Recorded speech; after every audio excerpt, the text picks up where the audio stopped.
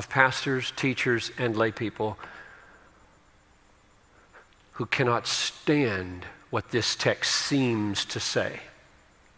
Namely, that God willed for this baby to be born blind with a view to demonstrating the works of God through this child decades later. They can't stand that. This abomination to believe that God would do that. And to escape from the conclusion that that's what this text says, they draw attention to the fact that maybe Jesus is not talking about a purpose, but simply a result. I've read this objection. So when he says, it was not that this man sinned or his parents, but instead of reading the next clause as a purpose, you would just read it as a result. But the result of the blindness will be used by God to show his work.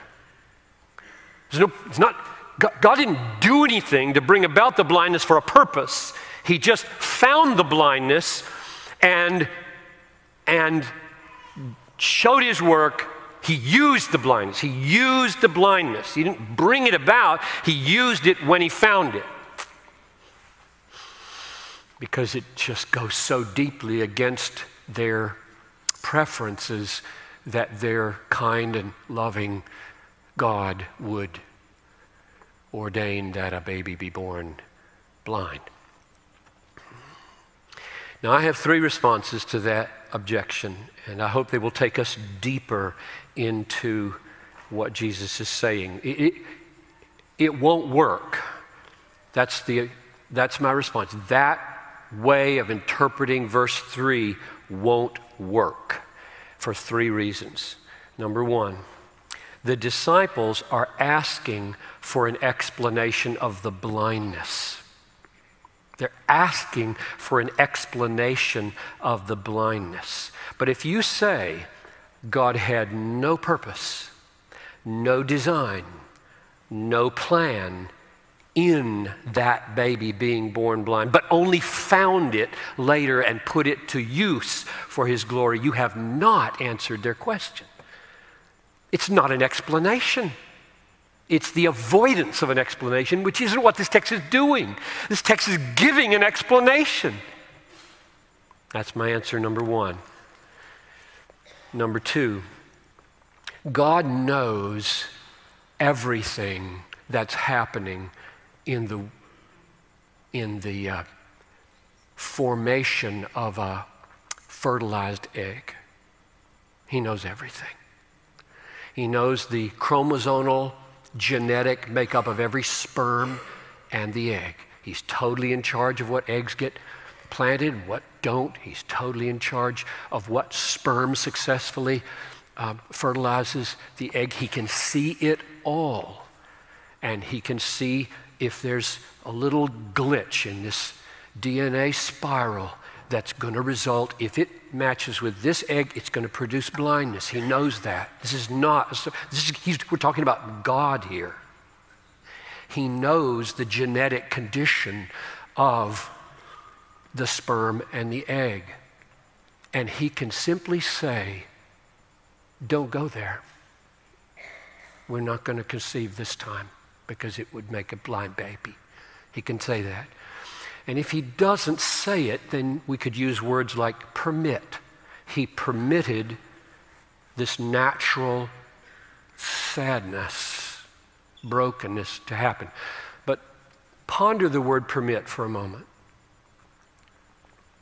If God sees and knows blindness is on the way here, and he says, I could stop it, and he decides not to, is he deciding for a reason?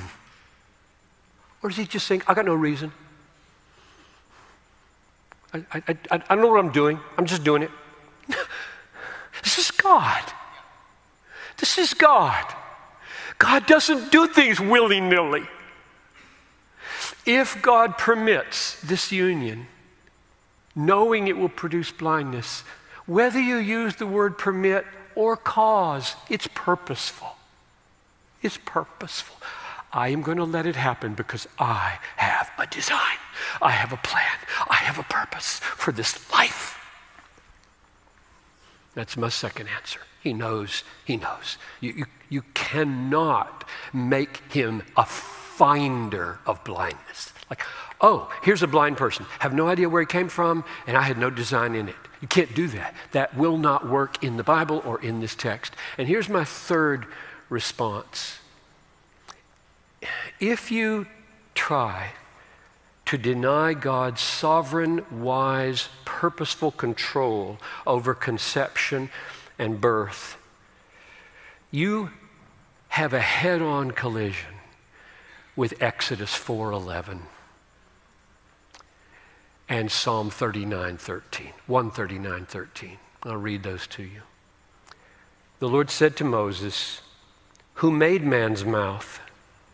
Who makes him mute or deaf or seeing or blind? Is it not I, the Lord?" Or Psalm 139:13. You formed my inward parts. You knitted me together in my mother's womb. I am not going to walk up to any of these children at any stage in their life and say, he didn't mean you. You could shoot me dead before I'll say that. He meant you. He loves you. He's got a purpose for you.